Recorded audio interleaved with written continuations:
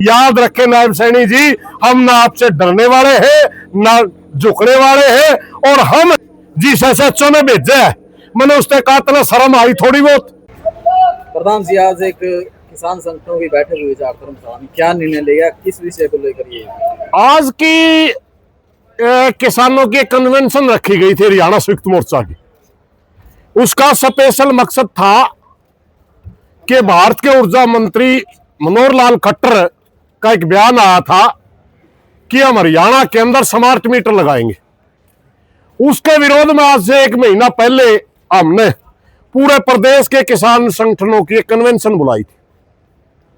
हालात बदलने की वजह से प्रदेश में बाढ़ की स्थिति बन गई, या भारत सरकार जो प्रधानमंत्री किसानों के पीछे छुप के कह रहा था कि मैं अमेरिका के सामने नहीं झुकूंगा, उसने भी 11% का टैरिफ रेट नरमा पे जो लगता था वो हटा लिया।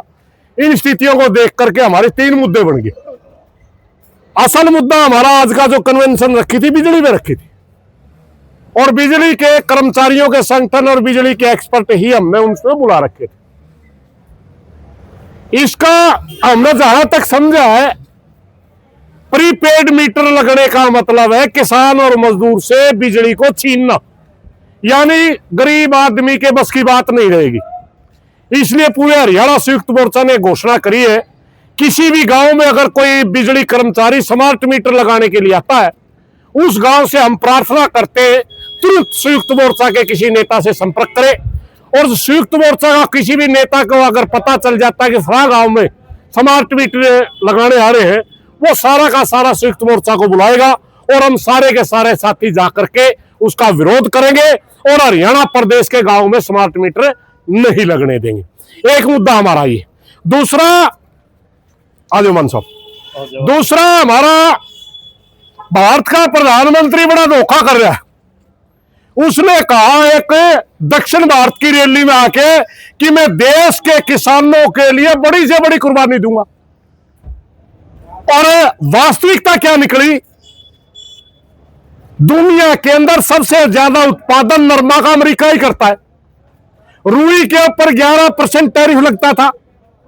ऑस्ट्रेलिया और अमेरिका और यूरोप अगर रुई के ऊपर उन पर टैरिफ ना लगे तो हमारे देश के अंदर जो उत्पादन होता है कपास का, उसका लगभग 25% भाव गिर जाएगा।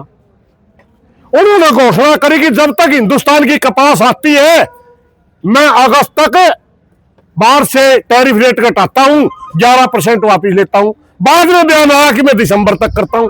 यानी सीधा सीधा आप जो किसानों के पीछे छुप करके अपना चेहरा बचा रहे थे, आज आपका चेहरा नंगा हो गया।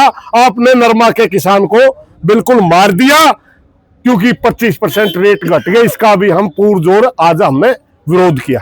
तीसरा हमारा मुद्दा बाढ़ का था। हरियाणा और पंजाब के अंदर बड़ी भारी बाढ़ आई हुई है। हम पूरे प्रदेश के किसानों से हाथ जोड़ करके प्रार्थना करेंगे, किसान एकता बनाए रखें। पंजाब के अंदर जो नुकसान हुआ है उसका अभी हरियाणा में भी संभावना ऐसी व्यक्त की जा रही है। पूरे किसान एकता बनाए रखें, और जहां भी हमारे किसी भी किसान भाई ने जरूरत हो, सभी संगठन मिल करके हम उसकी सहायता करेंगे। इन 3 मुद्दों के ऊपर आज हमारी कन्वेंशन में चर्चा हुई है, विचार हुआ है, और इसका हमने घोषणा करी। कितने संगठन और कहां से किस संगठन? ये पूरा हरियाणा का किसानों का संयुक्त मोर्चा था, हर संगठन से। और IMT के ऊपर भी एक में आपको हमारे साथी ने याद दिलाया, प्रस्तावित जमीन है 35,000 एकड़ IMT हरियाणा के अंदर।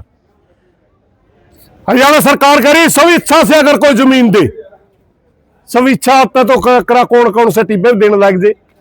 अरे शर्म करो नायब सैनी जी। मैं अरेवा के पास गया एक दिन, वहां जाकर के भूमि की लोकेशन देखी। पूरे हरियाणा के अंदर कितनी भूमि है जिसके अंदर नीचे का पानी मीठा है? पूरे हरियाणा के अंदर कितनी भूमि है जिसमें लगातार पूरी साल फसलें होती है? हरियाणा के अंदर तो वो भूमि है जो सेमग्रस्त है। हरियाणा के अंदर वो भूमि है जो ब्राह्मी है, जो कम पैदा देती है। आपने यही एक क्षेत्र मिला जिसमें 60 और 65 मन गेहूं होती है, जिसमें 90 मन धान होती है। एक सबसे उपजाऊ भूमि में आप IMT काटेंगे। आने वाली पीढ़ी का आप गला घोट रहे हैं। आने वाली पीढ़ी के लिए अनाज की जरूरत है, आप इस चीज को नहीं समझ रहे। सिर्फ कमीशन खाना ही आपका काम रह गया। इसलिए हमें जो भी गांव हमारे को कहेगा हमने जमीन नहीं देनी, पूरा संयुक्त मोर्चा उनकी मदद में खड़ा होगा और हम 1 इंच भी जमीन नहीं देंगे। प्रधान जी, आपके खिलाफ भी एक नोटिस जो है सोशल मीडिया पर वायरल है कि आप डराते हैं, धमकाते हैं लोगों को और दहशत फैलाते हैं, क्या? भाई नोटिस तो सारा संयुक्त मोर्चा के रोज आवे, लेकिन उस नोटिस की लैंग्वेज इतनी गंदी है, जिस SHO ने भेजा है मैंने उसने कहा तना शर्म आई थोड़ी बहुत। हम पंचायती आदमी में अपनी खाप का 2 बार प्रधान रह लिया। अब ना हमारा काम फैसले करवाना है, किसी को डराना धमकाना।